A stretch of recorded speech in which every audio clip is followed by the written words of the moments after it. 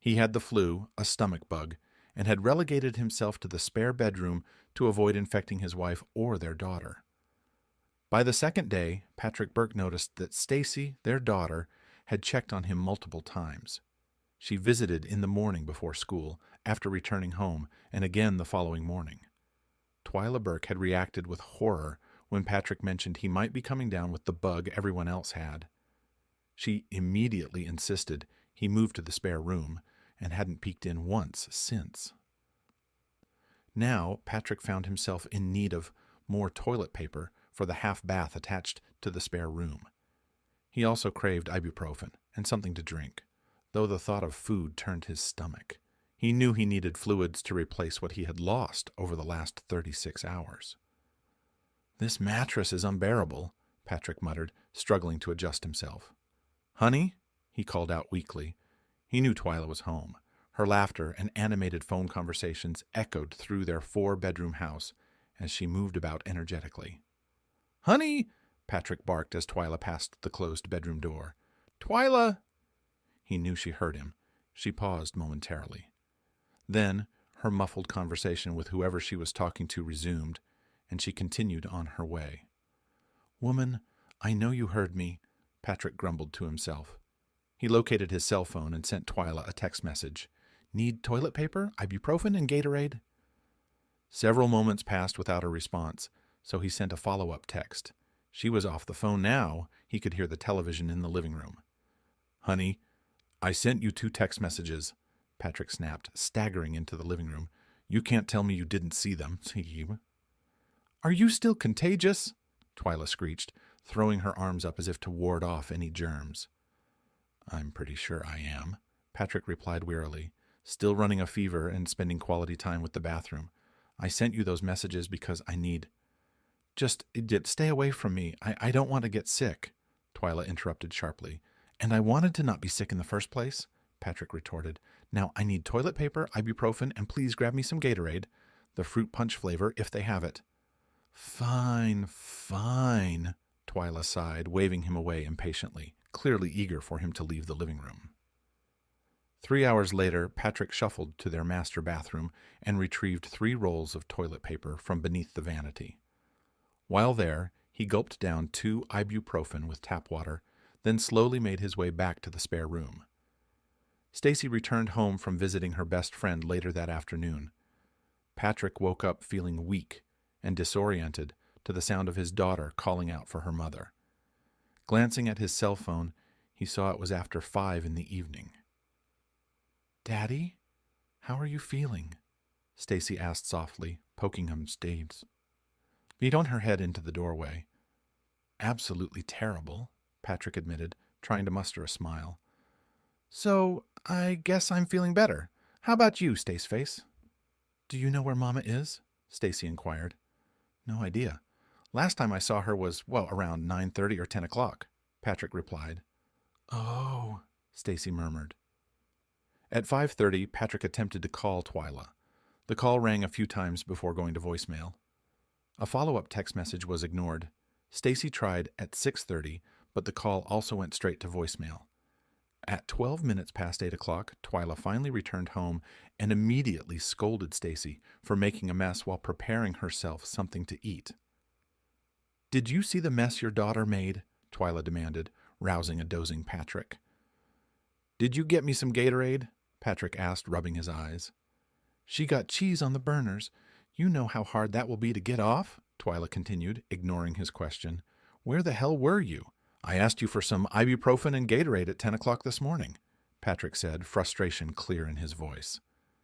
Twyla closed the bedroom door behind her, and moments later, Patrick heard her raising her voice at their daughter in the other room. In the small bathroom, he drank some tap water before another cramp seized him. Thankfully, with the bathroom door shut, he couldn't hear Twyla's scolding.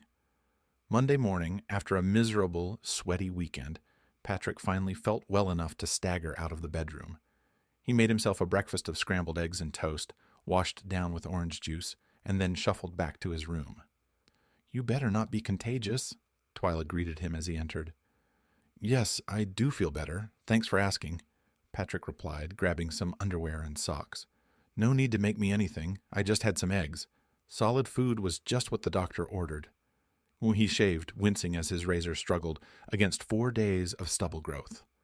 A hot shower with needle-sharp spray revitalized him, making him feel almost 100% better. After fishing out the last 2 ibuprofen tablets, he washed them down with a mouthful of Listerine. Dressed for another day at the Oakleaf Public Utilities Accounting Department, he was ready to face the day. In the kitchen, Twyla and Stacy were already up. Stacy sat sullenly, chewing oatmeal, voicing her displeasure about her breakfast choice, while Twyla seemed to be ignoring her. "Make you grow big and strong like Batman," Patrick teased, tousling Stacy's honey blonde hair playfully. "Daddy, like I want to grow big and strong like Batman," Stacy huffed. "Poison ivy?" Patrick suggested, grabbing his briefcase. "Catwoman?" "Whatever." Stacy rolled her eyes. After an uneventful day at work, Patrick stopped by the local Walmart. He grabbed a case of assorted Gatorade bottles, a pack of Northern toilet paper, and 2 large bottles of generic ibuprofen. Passing through the bedding department, he spotted a plush mattress topper and added it to his cart. "Now, what did you buy that for?" Twyla complained as Patrick stowed his Gatorade in the pantry. "What did I ask you to buy for me on Saturday?" Patrick asked. "I don't know. What?" Twyla replied. "Take a wild guess," Patrick said, holding up a bottle of the sports drink. At dinner, Patrick showed Stacy the 5 single-serving tubs of beef and mac and cheese he'd bought for her. Together they went over the microwave directions while Twyla remained engrossed in her phone, paying them no attention. "See? That way, if Mom's too busy and I'm lying in bed dying and stuff," Patrick said, planting a kiss on Stacy's head. "Don't make a mess in that oven. You know how hard it is to clean," Twyla snapped when Stacy expressed excitement about making her own meal. "And the award for Mother of the Year goes to," Patrick muttered to himself as he left the kitchen. Later that night, Patrick stripped the spare bedroom's bed of its slightly musty sheets and mattress pad. The non-washable pillows he placed on the outdoor furniture in their backyard. When he climbed into bed that night, Twyla looked at him with displeasure evident in her expression. "You're sleeping in here?" she asked incredulously. "It's my bed. I've been sleeping in this bed since we got married," Patrick replied. "Why wouldn't I sleep in this bed?" "Oh, well, I just thought, you'd just keep sleeping in," Twyla said, trailing off. "Sorry if it inconveniences you, but I plan to sleep in my bed," Patrick said, rolling away from her. He didn't hear her response. She immediately turned on the television, the volume blasting. Patrick often wondered if Twyla might have a slight hearing loss. "Jesus Christ, Twyla, turn it down," Patrick snapped a moment later. "Well, if you don't like it," Twyla started to say. Patrick jerked the remote control from her hand, turned the television off, and then defiantly tucked the remote into the front of his underwear, daring her to try to take it back. There was no special breakfast waiting for Patrick, even though Twyla had been up 30 minutes before him. He showered and shaved leisurely, then found Stacy sitting at the table with a bowl of oatmeal stirred with pecans. "Mom, oatmeal, Stacy complained. "It'll make you big and strong like," Patrick teased. "No, Daddy, whatever," Stacy replied, sullenly eating the first spoonful. "Chew it," Patrick advised. "Why? Looks like it's already all chewed up," Stacy remarked. Victoria Baker had remembered, as had 3 others in his office. Patrick was pleased with the large jar candle and really liked the small teddy bear with the bendable, moldable arms that Victoria had given him, peeking out of the gift bag.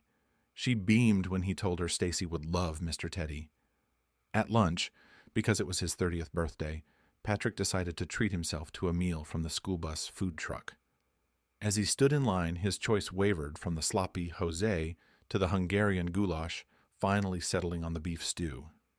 The atmosphere around him buzzed with lively chatter. Clearly, many in line were regulars who knew each other and the truck's menu well. "I'll have the sloppy Jose," Patrick ordered, greeted by an attractive redhead with a bright smile.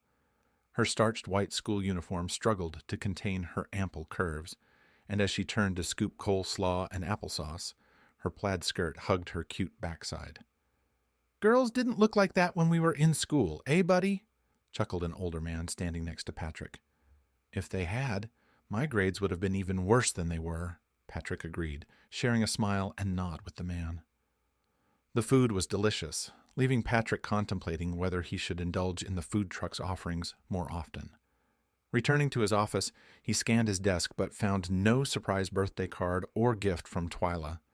There were no messages on his office voicemail or cell phone either. Arriving home, Patrick found the table bare. Stacy was already home, engrossed in her homework in her room. "On your own for supper. Running late," Twyla's text message read. "Hey, kiddo," Patrick greeted Stacy, entering her bedroom. Stacy delightedly examined the small, fuzzy figurine Patrick had brought, immediately trying out different spots for it. First here, then there, and finally another spot seemed perfect. "So, why'd you get this?" Stacy asked, wrapping Mr. Teddy's arms around her cell phone charger. "Because it's my birthday," Patrick admitted. "Are you in the mood for a bully burger?" "Daddy, it's your birthday!" Stacy cried out, her disappointment evident that she hadn't known it was her father's special day. "Bully?" Patrick asked again.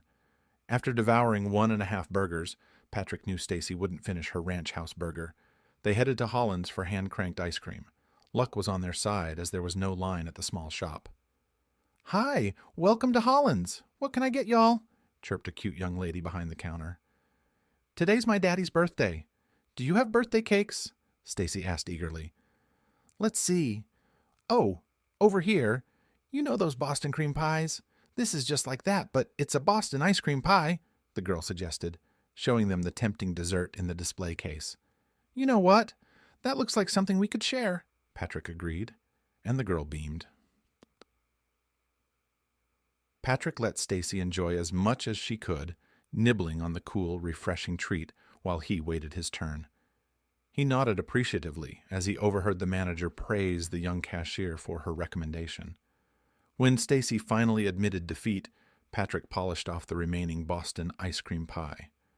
"Miss, that was excellent. Thank you," Patrick said warmly, earning another beaming smile from the girl. Twyla swept into the house at 8:49. Her brown eyes narrowed into mean little slits as Stacy excitedly recounted their outing to Bully Burgers and Holland's ice cream. Twyla's glare fell on Patrick, who met her gaze calmly. "And why did you take her for ice cream? You know I don't like Twyla demanded of Patrick. "Because today's his birthday? He's 30 years old today," Stacy interjected. It's what?" Twyla asked her daughter, stunned. "Daddy's 30 years old today," Stacy exclaimed. Patrick confirmed. "Stace face, it's time for your bath, okay, sweetie?" "I didn't... Why? Why didn't you tell me?" Twyla asked, bewildered. "Jesus, Twyla, why didn't I? Do I have to remind you when it's your birthday? Huh? Do I have to remind you when it's our anniversary?" Patrick retorted sharply. "Why would I have to tell you when it's my birthday? You're a grown woman. Your phone has a calendar on it. Use it." That night, Twyla came to bed wearing her Love Me outfit. Patrick looked at the 29-year-old woman, noticing a small run in her stockings and her 30B breasts. They'd met at a Delta row kegger. Twyla was a pledge, and Patrick's dorm mate had dragged him along. Twyla had stumbled into Patrick, nearly falling if he hadn't caught her. 9.5 years later, Patrick stared at the woman he'd married. Her once vibrant honey-blonde hair hung limp, and her deep brown eyes now held a hardness he couldn't ignore. Twyla's pouting lips rarely formed a smile, and her slender frame showed signs of weariness. "Yay, it's time for my pity interesting time in bed," Patrick muttered flatly, rolling over. "Good night, Twyla." Their relationship had changed dramatically from the early days filled with promise. They had rushed into marriage after Twyla's pregnancy, and life hadn't unfolded as they had hoped. Patrick's scholarship had allowed him to continue his education, supported by his parents' life insurance money. Twyla had dropped out of college, burdened by failing grades and motherhood. Now, as Patrick lay in bed, reflecting on their journey, he couldn't help but feel a sense of resignation. Their marriage had become strained over the years, overshadowed by unmet expectations and dashed dreams. "Family law?" Patrick quietly asked Victoria Baker the next morning. Andrew Walker, Victoria said immediately.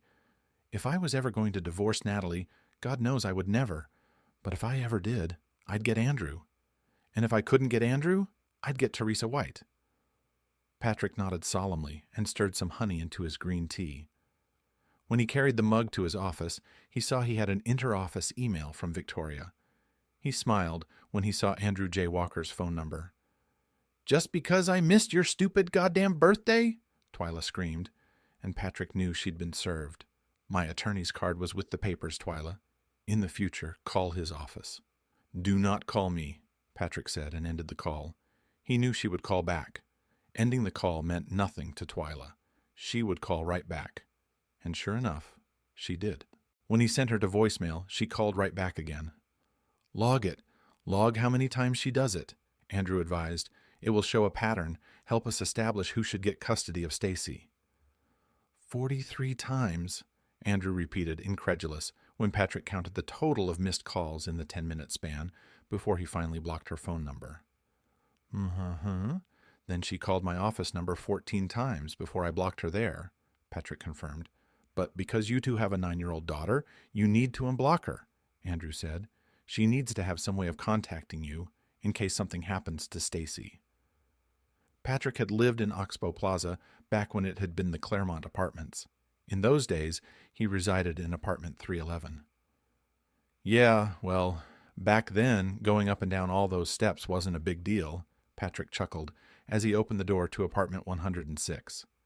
"Hey, neighbor," Simone Hazarski, his neighbor from apartment 107, greeted him with a smile as she stepped out, a large canvas bag over her shoulder.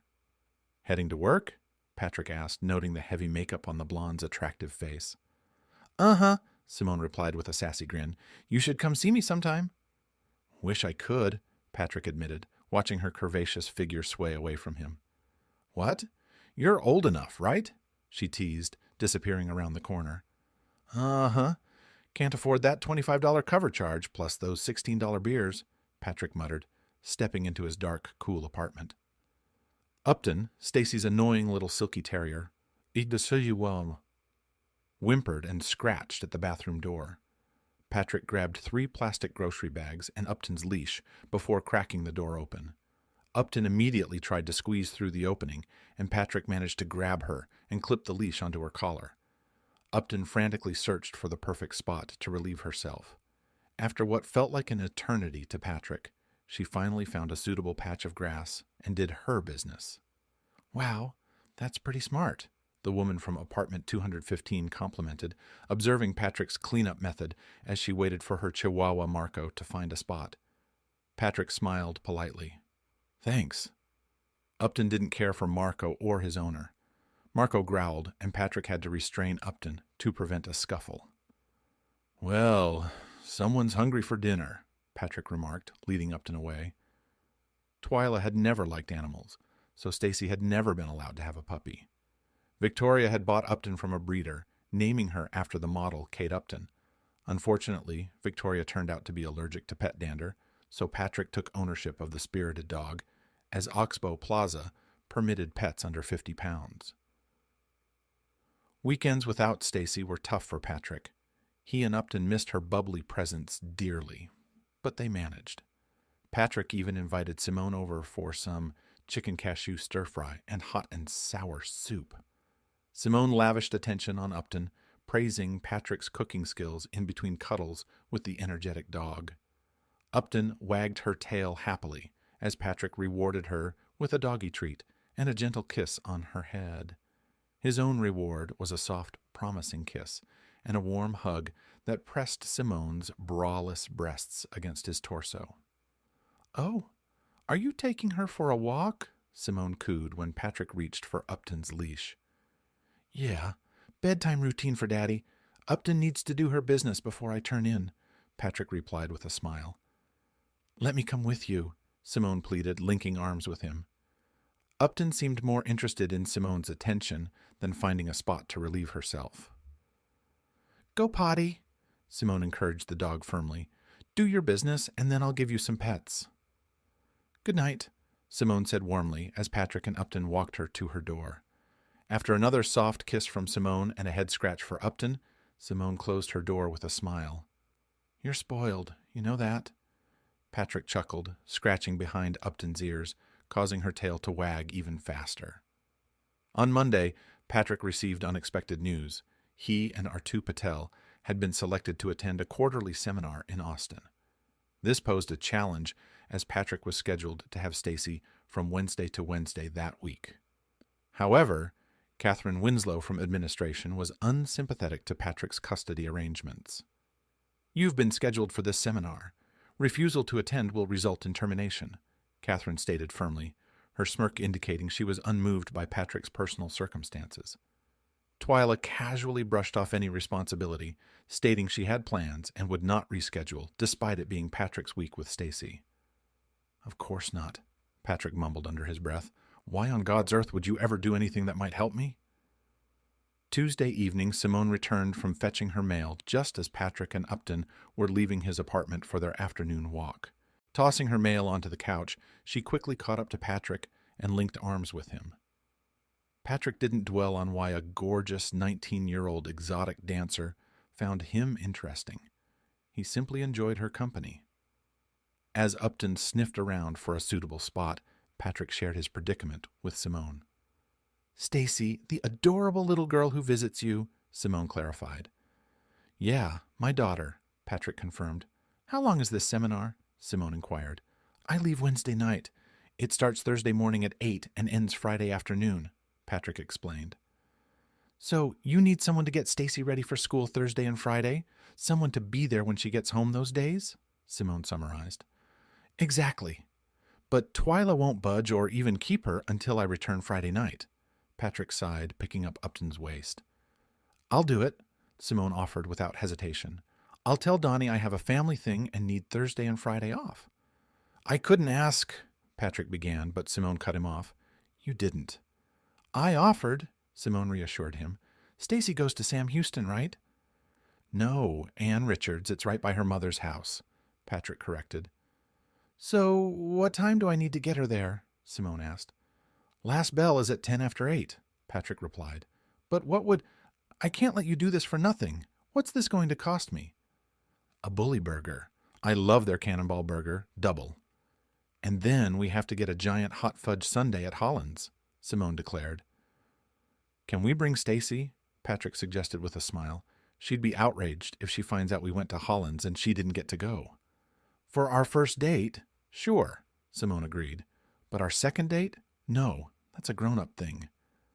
"Simone, why on God's earth would a beautiful young woman like you want with a 30-year-old man like me?" Patrick asked as they paused in front of her apartment door. "You mean a man who spends every moment he can with his little girl? A man who doesn't treat his daughter like she's a major inconvenience? Like she has no rights or worth just because she isn't a boy? A man who, even though he knows what I do, hasn't tried to get into my panties? A man who treats me like I'm not just some life support system for a pair of tits?" Simone replied, challenging his assumptions with clarity. She gave him a soft kiss and then opened her apartment door with a megawatt smile. "And Mr. Burke, you should see yourself in a suit," she husked. Wednesday afternoon, Patrick drove from Oakleaf Public Utilities to Ann Richards Elementary School. He poked his head into the after-school activities room, just off the library's main lobby, and smiled. His Stacy was playing checkers with a very cute girl who looked to be 5, possibly 6 years old. Stacy was losing terribly, and the little girl was giggling excitedly. 3 games in a row, the heavy-set middle-aged woman answered before Patrick could ask. Patrick informed Mrs. Ortega that his friend Simone Hazarski would be picking up Stacy Thursday and Friday afternoon. He wrote the information onto the sheet Mrs. Ortega pulled out, but had to admit he did not have Simone's phone number. "Okay," Patrick smiled. "Hey, kiddo, you ready?" The little girl's name was also Stacy Haverlin, and she was in kindergarten. Because they both had the same name, Stacy Haverlin had decided that she and Stacy Burke were sisters. The 2 girls shared a quick hug before Stacy Burke grabbed her backpack and waved to Mrs. Ortega. Simone smiled and reintroduced herself to Stacy. She then helped Stacy corral Upton and get the leash onto the willful animal. "I'm sorry, Daddy," Simone said when they returned, Staceface says that's her favorite name in the whole wide world, but only her daddy can call her that. Told you, Patrick said, smiling. He prepared their dinner, ensured Stacy took her shower, and laid out her school clothes neatly on the small chair in the bedroom. Seeing her scuffed shoes, Patrick took the time to polish the toes. "Oh, my God, you're so devoted to her," Simone exclaimed. Is it because of me? Because of what I do?" "No, it's not about you. It's because I wait all damn week just to see her," Patrick replied. "If I didn't need this job so badly, I'd tell Catherine Winslow to go jump in a lake." "Oh, what a dad," Simone gushed, hugging him. "Oh, what a dad." Simone planted a passionate kiss on him, just as Stacy, still slightly damp and dressed in her pajamas, emerged from the bathroom. She gave her dad a hug and kiss. Simone smiled and gave Patrick a soft kiss before playfully pushing him out the door of his apartment. The seminars were every bit as boring as Patrick had anticipated. Occasionally, he pulled out his cell phone and smiled at the selfies Simone and Stacy had sent him that morning. Two blondes grinning wildly at the camera, with a wriggling Upton in Stacy's hands. "We love you, Daddy," Simone had texted. "Love you too," Patrick had replied. "Please kill me now," R2 muttered as the dry, monotonous lecture dragged on.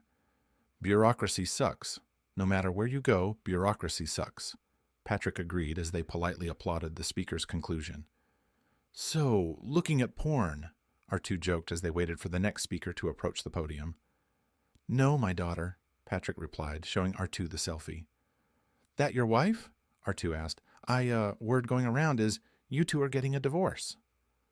"That's my friend." Patrick smiled, sitting up a little straighter as the next speaker, a tall, very thin woman, was introduced. Is that the... Never mind, none of my business," R2 said, switching his tape recorder on as the woman began her nasally delivery. Friday afternoon technical problems delayed Patrick from leaving the seminar by an hour. Traffic further conspired to keep him from reaching Great Oak, Texas, until well after 10 that night.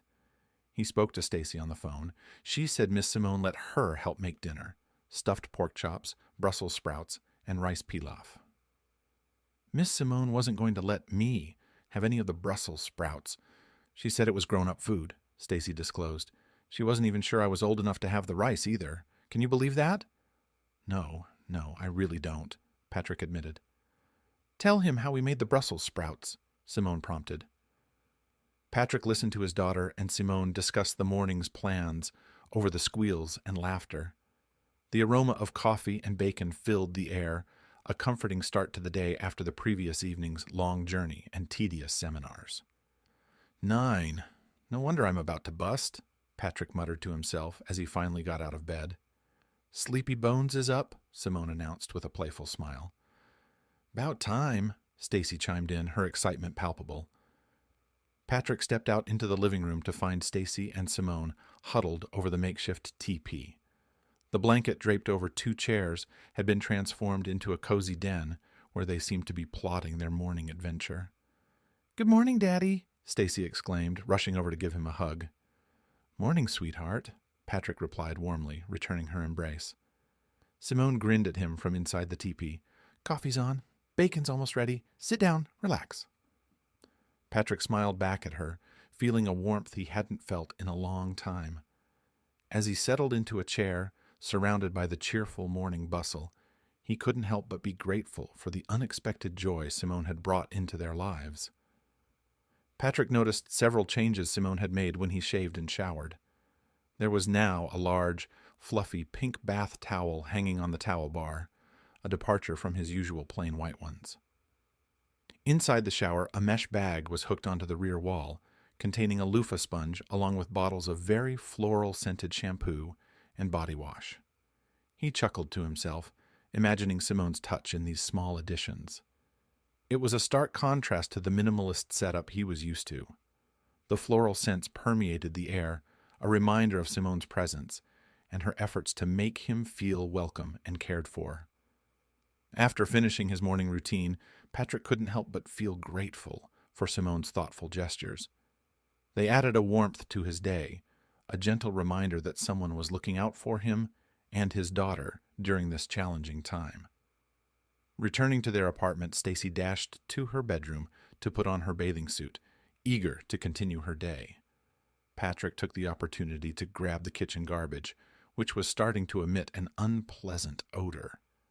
As he lifted the bag, he was surprised to hear a faint clinking sound coming from within. Curious, he carefully untied the knot at the top of the bag and peeked inside. What he found left him bewildered.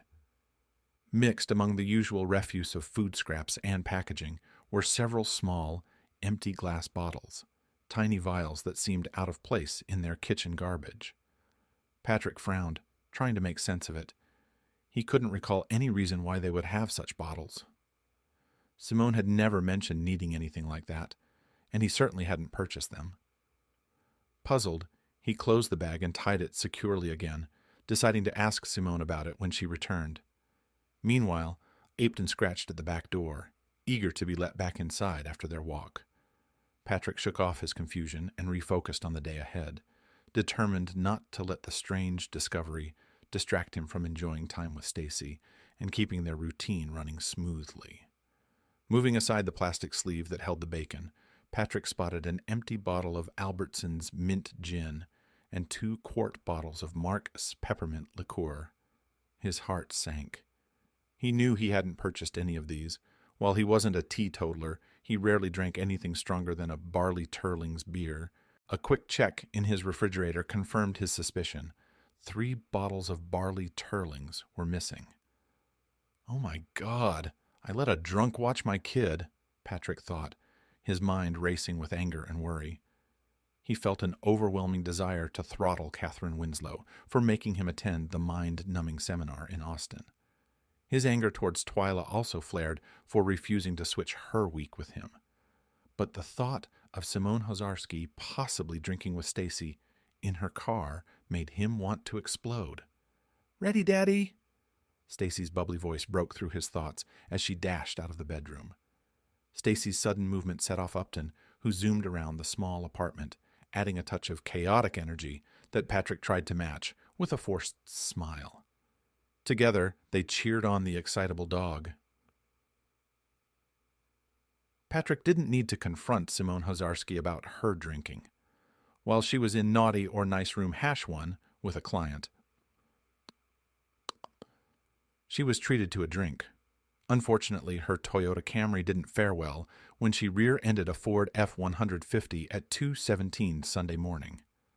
Monday afternoon found Patrick seething with frustration as he strode into the after-school activities room. Catherine Winslow hadn't even bothered to read his seminar report. She'd already reviewed our 2 Patels. His cell phone had died, and the charger in his car lay back in his apartment. The apple in his bag lunch had been mealy, and the only chips left in the pantry were sour cream and onion-flavored. It was shaping up to be a lousy Monday. Stacy Burke and Stacy Haverlin were the only children left in the room. Miss Timmons snapped that she'd been trying to reach him and Missy Haverlin. Wendy Timmons, her daughter, had fallen at high school and broken her arm. Mrs. Timmons was frantic to get to Alliance Health Square facilities. Patrick ushered Mr. Burke and the 2 girls from the room. Miss Timmons locked up and hurried away. Outside, under a canopy, Patrick steered the girls toward a wooden bench. "Stacy, sweetheart, do you know your mother's phone number?" Patrick asked softly, holding his daughter's cell phone. His bad day wasn't Stacy's fault. He made sure not to take his frustrations out on her. He suppressed a groan when she shook her head. "My daddy took our phone when he went away," Stacy whispered, clutching her book bag tightly. "Do you know where your mommy works?" Patrick asked gently as they settled on the bench in front of the school. That grocery store?" Stacy ventured. A call to both Burns & Burns grocers in the Oakleaf County area and the local Walmart's grocery section yielded no leads. Patrick pondered, scratching his head. "Sweetie, does your mommy have a different last name than yours?" "Uh-huh," Stacy nodded. "Her name is Missy." No, Patrick chuckled. "I mean, is she a Haverlin? Or does she have a... Never mind. I bet this is her." A nondescript rusted car screeched to a halt in front of the bench. A petite blonde woman jumped out, tears streaming down her face. She rushed over to Stacy Haverlin, arms outstretched. Patrick noticed natural peaks grocers stitched onto her uniform blouse above the left breast. "I'm so sorry. I'm so sorry. Miss Gabby made me stay until tomorrow got there." The woman apologized to her daughter. "It's all right. I've got a boss like that." Patrick nodded, standing. "I don't know you. Are you a new teacher here?" the woman asked, peering up at Patrick. No, I'm Patrick Burke. I'm Stacy's dad." Patrick smiled, placing a reassuring hand on his daughter's shoulder. "Miss Timmons had an emergency, so—" "She had an emergency? She had an emergency?" Miss Haverland exclaimed, wide-eyed. "So she let my baby go with a total stranger?" "I'm not really a stranger," Patrick assured her. "Stacy and my daughter." "You're a stranger to me," Missy insisted. "Hi, Patrick Burke." Patrick introduced himself, extending his hand to the small blonde. "Stacy, get in the car," Missy commanded. "Someone's going to hear about this." With a groan and a cloud of exhaust, Missy and Stacy Haverland left the school parking lot. Patrick guided his own Stacy to his car. Entering the after-school activity room the next day, Patrick spotted Mrs. Linder at the desk, helping a child with her math homework. She looked up and nodded politely at Patrick. "Hi, Staceface." Patrick greeted Stacy as she and Stacy Haverland played a game of Uno. It seemed Stacy was graciously letting the younger girl win. "Hi," Missy Haverland approached Patrick.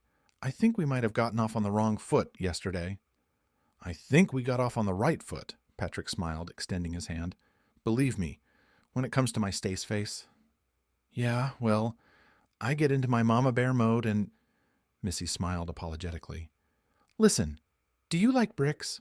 The pizzeria right up the street here? Tomorrow starts her Mother's Week with her, and we usually go to Bricks and—" Patrick began as they shook hands. "Oh, Bricks? I haven't had Bricks in forever," Missy exclaimed. "Come on, our treat," Patrick invited. They arrived at Bricks before Missy and Stacy, waiting outside. When they arrived, Patrick opened the door. "No anchovies," Missy declared as the bored waitress directed them to their table. "Okay.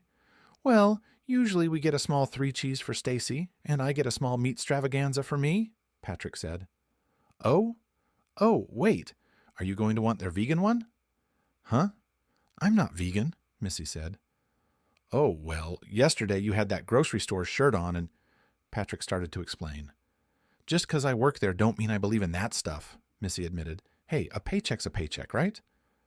"If that ain't the truth," Patrick agreed. "So, Patrick, where do you work?" Missy asked. The girls settled on a large 3-cheese pizza. Stacy looked at her mother for permission before ordering a Dr. Pepper. The adults opted for a supreme pizza without anchovies and sweetened iced tea. Over the pizzas, Patrick learned that Missy was 21 years old, had dropped out of school when she found herself pregnant. Jimmy Dunn, the father of her child, and Missy had never married but lived together until Jimmy decided he'd had enough of family life. Last Missy had heard, James Lee Dunn was serving 12 to 20 in Mumphrey Penitentiary in Mumphrey, Louisiana. All of this was said under her breath. Stacy Haverland did not know about her father's criminal background. "We were just too young and too stupid," Missy whispered. Outside, both Missy and Patrick hemmed and hawed, struggling to keep the conversation going. Finally, Patrick admitted he really needed to go because they had a puppy at home that was probably about to burst. "But, next weekend? Not this one, but the next?" Patrick suggested. Both girls immediately whooped with excitement at the idea of going to Low Ridge Water Park. Missy smiled and teased Patrick about only wanting to see her in a swimsuit. With a blush and a grin, Patrick agreed that his motives were not entirely innocent. Once again, the weekend without his daughter was dismal. Marco's mommy took the opportunity to gloat to Patrick about what had happened to his neighbor, Simone. Patrick fixed the gloating woman with a hard stare. "Ma'am, I don't know if you believe in God or not," Patrick finally said. "What? Of course I believe in—" the woman started to say. "Really? Behaving like that? Gloating over the misfortune of another one of God's children?" "I hope your God is much more compassionate than you are," Patrick said firmly, picking up Upton's waist. On Wednesday, Patrick smiled as he entered the after-school activities room. As usual, both Stacy's were together. Stacy Burke was helping Stacy Haverlin with her homework, matching the letters to the illustrations. "So, does the hat start with a J or an H?" Stacy Burke asked. They waited patiently for Stacy's mom to arrive. When Missy did enter the room, the two adults exchanged warm smiles. Patrick reminded Missy once again about the water park outing, and she readily agreed. "You just want to see me in a bathing suit," she whispered as they walked together, the two girls running ahead out of the school building. "Well, of course I do," Patrick agreed, giving her small hand an affectionate squeeze before she turned left to her car. "Mama's moving," Stacy announced from her safety seat in the back of Patrick's car. "She's what?" Patrick asked, fighting hard not to overreact to the sudden declaration. "Her boss is moving to the Norwell office, so she's moving to Tennessee and says I'll have a whole new school and everything," Stacy continued. And when is she moving?" Patrick asked, amazed at his own restraint. "I don't know. She's packing everything. I couldn't even find my shoes this morning," Stacy said. Patrick and Stacy walked Upton as soon as they got home. Because he was in a rush, Upton took longer than usual to do her business. Settling Stacy in front of the television, Patrick stepped out of his apartment and left a message on Andrew Walker's voicemail, then on Victoria Baker's voicemail. The answering service at Ann Richards took the message that Stacy Burke would not be in school the following day, possibly Friday, due to a family emergency. Twyla was enraged when she received the summons to appear in Judge David Glasspool's court. She was further infuriated to learn that because she and Patrick had agreed to joint custody while waiting for their divorce decree, she could not take Stacy out of the state without Patrick's express consent. "I am that child's mother," Twyla hissed, glaring hatefully at Judge Glasspool. "You have no right." "And that's where you are wrong, Mrs. Burke," Judge Glasspool said firmly. "Yes, you are the mother, but that child has two parents, and each parent has equal rights when it comes to the welfare of that child." The water park had been enjoyable. Even in a one-piece bathing suit, Missy looked alluring. The high-cut thighs gave her a shapely silhouette, and her modest bust complemented her petite stature. Afterward, they visited Lin Cho's Chinese restaurant. They ordered beef and broccoli, sweet and sour pork, and chicken with snow peas. "Don't worry," Patrick assured Missy. "The beef and broccoli is a dish for grown-ups. They won't want any of it." "Uh-huh," Stacy Haverlin interjected. "But it's got broccoli in it," Patrick countered. "Only big people like broccoli." "Nuh-uh," Stacy persisted. Growing up, Patrick's family had lived next door to the Huangs. Mr. and Mrs. Huang spoke no English, and the Burkes spoke no Cantonese. Still, Dan Burke insisted they make every effort to help their neighbors. One of the few words Huang Gao learned was friend, and he said it often whenever he crossed paths with Dan, Peggy, and Patrick Burke. The Huang family, consisting of Mr. and Mrs. Huang and their 3 boys, invited the Burkes over for dinner at least once a month. In return, Peggy hosted the Huangs for authentic American cuisine, which often included spaghetti sauce from a jar. It was during these gatherings that Patrick learned how to use chopsticks. The 2 girls delighted in learning to eat with the long wooden utensils. Missy made a valiant attempt for a few moments. "Patrick, I'm starving." Missy laughed and picked up her fork. No, Mama, look, it's easy," Stacy insisted, demonstrating that she could pick up the broccoli just fine. Back at the Haverlin trailer, Missy invited them inside. She had prepared a chocolate icebox pie, and Patrick and Missy enjoyed coffee while the girls had milk.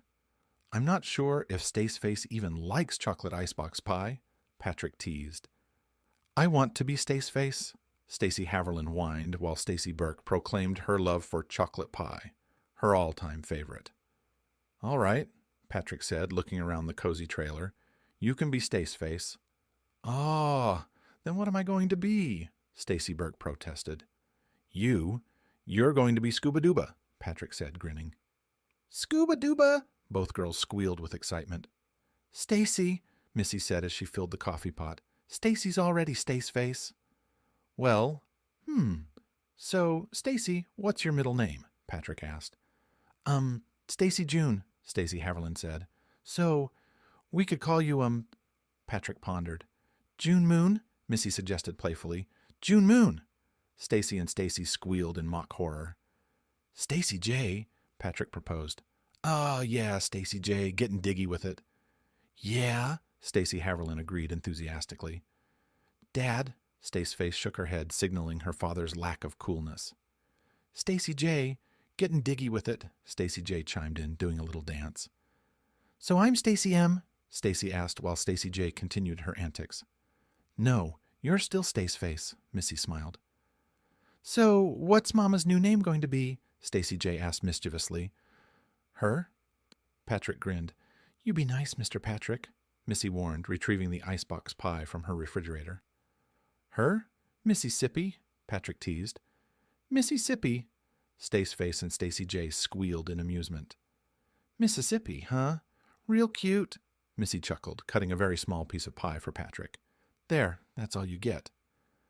After their meal, with Patrick indulging in a slightly larger second piece of pie, Stacy and Stacy retreated to Stacy J's room. Missy gently pulled Patrick towards the couch. Their first kiss was tender, a soft meeting of lips. Their second kiss deepened, becoming more passionate. By their third kiss, Missy had maneuvered onto Patrick's lap, her arms wrapped around his neck. Reluctantly, Patrick knew it was time to call it a night. They had a demanding pet waiting at home, and both girls seemed visibly worn out. The sounds from Stacy's room were fading fast. Good night, Missy sighed as Patrick guided his weary Staceface towards the door. Good night, Patrick echoed, leaning in for another kiss. Stacy J gasped teasingly upon seeing the adult's kiss. Patrick smiled, hearing two delighted squeals as he closed the trailer door behind him. Staceface playfully teased him as he unlocked the car. Stacy had dozed off by the time they reached the apartment. She was getting a bit too big to carry, so Patrick reluctantly woke her for the walk from the parking lot to their apartment. During the divorce hearing, Twyla reluctantly acknowledged her plans to relocate to Norwell, Tennessee, for work. She was dissatisfied with the ruling that Stacy would stay in the house until adulthood. Twyla insisted on selling the house and splitting the proceeds 65 to 35, favoring her. As the one who initiated the divorce, she also demanded full custody of Stacy Margaret Burke, with Patrick Burke granted only limited visitation rights. Judge Lisa Webb's gavel strike finalized their divorce and quashed Twyla's extensive list of demands, all of which were summarily dismissed by the judge. Best of luck in your future endeavors, Patrick murmured under his breath as Twyla exited the courtroom. Throughout the proceedings, Patrick couldn't ignore the knowing glances exchanged between Twyla and Carl Holder, her supervisor. Their relationship seemed too cozy, too intimate for a mere professional setting. In contrast, Victoria Baker, Patrick's own supervisor, and Catherine Winslow, their department head, were notably absent from the courthouse. 2 days later, Patrick received a disturbing phone call, informing him that his house was engulfed in flames. Douglas East, a retired neighbor, had dialed Patrick after witnessing the futile efforts of 3 fire trucks battling the blaze. Confirming his worst fears, a call to Stacy's school revealed she hadn't attended that day. Patrick promptly contacted his attorney, who advised him to call the police immediately. Contacting the Oakleaf County Sheriff's Office, Patrick reported his daughter's abduction, providing Twyla's car make, model, year, and license plate, along with the likely direction of their travel. Meanwhile, on a desolate Texas highway, Stacy Burke sat uncomfortably in a Toyota Highlander. She disliked the lingering smell of Benson and Hedges menthol cigarettes, a scent left by Carl Holder, who was driving. Missing school was equally distressing. She had diligently prepared for a history test scheduled that day. So, we're going to play a game, Twyla announced, driving just over the speed limit. A game? Stacy asked, intrigued. Yeah, we're going to give you a new name, Twyla said cheerfully. How about Cinderella? Cinderella? Mom, that's silly, Stacy protested. Okay. Rapunzel, then? You've got that long hair, Twyla suggested. Mom, Stacy exclaimed. No, not Rapunzel. Denise. Yes, Denise. You look like a Denise, Twyla declared confidently. As Twyla headed northeast, Carl drove east on I-10 with the window down, flicking cigarette ash outside. No, not Twyla. Amelia, Carl murmured to himself, tossing the cigarette butt. Amelia and Denise. Hold her. Carl rolled up the window and grumbled about Twyla's lack of satellite radio in her car. He missed his Johnny Cash, Jerry Jeff Walker, and Waylon Jennings. Real country music, not the pop stuff passing as country these days. Sure, Carrie Underwood was cute, but her music just didn't cut it. Shit! Carl cursed as an unmarked car suddenly blared its siren and flashed blue and white strobes at them. While Carl stewed in a holding cell waiting for his lawyer, Twyla turned to Stacy. "So, what's your name?" "Mom, it's Stacy," Stacy insisted. "Stacy Mar—" No, Denise," Twyla interrupted, her patience thinning. "Denise Ann Holder," Stacy reluctantly corrected. Approaching Lowenberg, Arkansas, Twyla decided they had put enough distance between themselves and Texas. Glancing at the dashboard clock, Twyla smiled. Patrick's home would soon be nothing but ashes. Misutad. She spotted the sign for the Lowenberg Home Comfort Inn and signaled to turn. "Now remember, your name is Denise. Denise Holder," Twyla reminded Stacy, who was just waking up from an uncomfortable nap. "Yes, ma'am?" The Latino man smiled as the two weary travelers entered the lobby of the Home Comfort Inn. "Hi, yes, I need a room for—" Twyla started. "I'm being kidnapped," Stacy loudly proclaimed. "There's an injunction saying she's not supposed to take me out of Texas." "Denise, that's not true," Twyla said, trying to laugh off the child's statement. "And my name's not Denise," Stacy yelled. "My name's Stacy Margaret Burke." "Is this true?" the clerk asked Stacy, concerned. "No, it's not true. Never mind, we're leaving," Twyla snarled, grabbing Stacy's upper arm in a fierce grip. "Mi esposa, my wife and some man. They took my son," the Latino hissed, his .38 pointed at Twyla's head. 10 years, for 10 years I haven't seen my only son." He kept the gun trained on Twyla as he reached over to press the button for an outside line on the motel's telephone system. Twyla, staring into the barrel of a pistol and the hate-filled eyes of the motel clerk, knew she'd reached the end of her flight. 911, what is your emergency?" a woman's voice asked from the phone. After the van returned to Alliance Square Health Facility, the 9 men and 6 women entered the detox clinic and gathered in their usual circle. "So, Simone, why do you think you had such a hard time admitting that you're an alcoholic?" Terry Perry asked gently. I don't know," Simone whispered, wiping her nose with the back of her hand. "Is it because admitting it means you can't go back to it? That acknowledging your powerlessness over alcohol means you can't justify taking another drink?" Terry probed. "I don't know," Simone repeated, her voice strained. "Simone," Terry pressed gently. "I don't know, okay? I don't know," Simone suddenly screamed, her emotions raw. "Yes, you do know," Terry insisted calmly. "You do know, and until you can be honest—" I don't know, and I don't give a damn," Simone bellowed, her voice echoing through the therapy room. Teresa White, Twyla's attorney, strongly advised her to consider a plea bargain. Carl Holder, Twyla's supervisor and lover, had already accepted a plea deal and agreed to testify against Twyla in the kidnapping case. "And then there's the arson charges," Teresa reminded Twyla, her tone firm. Despite her attorney's advice, Twyla insisted on a jury trial. She was confident she could sway any mother on the jury to sympathize with her actions, and she believed her charm would easily captivate any male jurors. "I told you," Teresa remarked coldly, when Twyla was found guilty on all 12 counts. "You should have taken the plea," Teresa added, as Twyla was sentenced to a minimum of 20 years at Usesa Women's Penitentiary in Waukeala, Texas. "Mississippi!" Stacy J. exclaimed excitedly as her mother entered the after-school activities room. "Hi, Mississippi," Stace Face greeted with a smile, already setting up the checkers board. "Ooh, I'm going to kill that man," Missy giggled. "He's in real trouble." "Good afternoon, Mrs. Burke," Mrs. Ortega smiled, briefly pausing her attention on a boy struggling with his reading exercise. Missy's smile widened upon hearing the greeting. Mrs. Ortega then refocused on the student. With a wave to Mrs. Ortega, the three blondes exited the room. Stacy J. held her mother's hand, while Staceface walked on the other side of Missy. "You need to quit growing. You're going to be taller than me," Missy told Staceface, smiling. Patrick was already at the trailer, preparing their supper, when the trio entered. Stacy J. squealed with excitement, but Staceface made gagging sounds as Patrick kissed Missy in greeting. During dinner, Missy reminded Staceface and Stacy J. about their dentist appointments the following afternoon. Patrick joked that he could solve their dental issues with a pair of pliers. "Moom, make him stop," Staceface whined. Missy froze, fork halfway to her mouth. "What?" Staceface asked, noticing the strange look on Missy's face. "What did you just call me?" Missy asked, her tone serious. Well, I'm grateful for being alive, I guess," Simone stammered, nervously twisting a lock of her hair around her finger.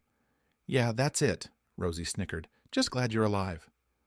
"Okay, thank you, Simone," the chairperson said, moving on. "Anyone else want to share on gratitude?" Simone let out a quiet sigh of relief as the attention shifted away from her. She glanced around the circle, noticing the weariness in the eyes of her fellow inmates. The sterile walls of the meeting room seemed to close in on them, the air heavy with the weight of confinement. I'll go," Martha volunteered, her voice soft but clear. "I'm grateful for this program. For giving us a chance to talk and support each other, and for the coffee, even if it's not great," she added with a small chuckle. Yeah, me too," another woman chimed in. "Grateful for the chance to get my shit together, one day at a time." The meeting continued, each woman sharing her struggles and small victories, finding solace in the solidarity of their shared experiences. Simone listened, occasionally nodding in understanding, feeling a glimmer of hope flicker within her as she realized she wasn't alone in this journey toward recovery. "Why do I gotta be here? Keep telling y'all I ain't no damn alcoholic," Simone spat, her voice sharp with frustration. "Gratitude. I'll be grateful when y'all kiss my ass and leave me the hell alone, okay? 5 DUIs in less than 14 months? I'd hate to see how many more you'd rack up if you were a real alcoholic," the chairperson retorted, eyeing Simone with a mix of empathy and firmness. Meanwhile, at Ling Cho's restaurant, the atmosphere was lighter as Patrick, Missy, and the girls settled into their familiar booth. "Why are we here?" Staceface asked as they took their seats. "What? I thought you liked this place," Patrick replied, scanning the menu. "We came here on our first date," Staceface reminded him. "And when you two got married." "And when we bought our house," Stacy J. added, a smile tugging at her lips. "I think they got us figured out," Missy chuckled, giving Patrick's hand a squeeze. "I think you're right," Patrick agreed, returning her smile. "Girls, in about 6 months, you're going to have a baby brother or sister," Missy announced. "Sister!" both Stacy J. and Staceface exclaimed in unison, breaking into laughter. "So what should we name her?" Patrick asked as the waitress approached their table. "Stacy!" the girls chorused again, giggling at their own suggestion. "Oh no, that's too many Stacys," Patrick insisted with a chuckle. "She could be baby Stace," Stacy J. suggested, getting diggy with it. "Not Denise, Dad," Staceface said, suddenly serious. "Anything but Denise, okay?" Simone slowly came to, aware of a sharp pain in her head and chest. She couldn't see a thing, surrounded by total darkness. The rhythmic beeping of a machine and a sterile scent filled the air. "You've really done it this time, Hozarski," a man's voice said harshly. "Huh?" Simone croaked, unable to see the speaker through the gauze covering her eyes. "Yeah, looking at 3 counts of vehicular homicide on top of everything else," the man growled. "I need a drink," Simone whimpered. "I bet you do," the man snapped. "Oh, I just bet you do." "There he is. Upton, it's the birthday boy," Missy announced joyfully as Patrick walked into the kitchen. "Daddy's 30 today," Staceface declared, bounding in. 30,000? Stacy J. squealed in disbelief. "I'm 32, not 30,000, Patrick chuckled, playfully swatting his oldest daughter on the backside. After Patrick and the girls left for work and school, Missy tackled the housework despite the challenges of her 7-month pregnancy. She smiled contentedly as she worked, preparing for their birthday dinner later at Lingqiu Chinese restaurant. She also whipped up a chocolate icebox pie for dessert. As she bustled about, she noticed the mail carrier's truck pull up outside. Even though the windows were tinted, she waved to him as he deposited their mail into the box. By 3:15, Missy and Upton were waiting in the car line at Ann Richards Elementary School. Upton's excitement and barking amused and distracted the girls when they finally got in the car. "Upton, chill! We were only gone a couple of hours," Staceface chuckled. While the girls settled in to do their homework, Missy remembered the mail and went out to retrieve it. Among the bills and flyers was a large red envelope addressed to Patrick Burke. After their dinner at Lingqiu, the Burkes returned to their Oakleaf home. Patrick blew out the candles on his icebox pie, joking about the 30,000 milestone. He thanked Missy for the thoughtful gift of an expensive pen and praised the girls for their handmade birthday cards. Oh, yeah, this was in the mail today," Missy exclaimed, retrieving the large red envelope from the wicker basket on the breakfast bar. Patrick glanced at the envelope, noting its lack of a return address, stamp, or postmark. Curiosity piqued, he used his thumbnail to carefully open it. As he read the message at the bottom of the unsigned card, Patrick felt a chill run down his spine. "I remembered your birthday this year." The end. Author's note. "I write these stories for my own enjoyment, and I share them here for yours. Thank you sincerely for reading. Your comments and ratings mean a lot to me. Have a great day."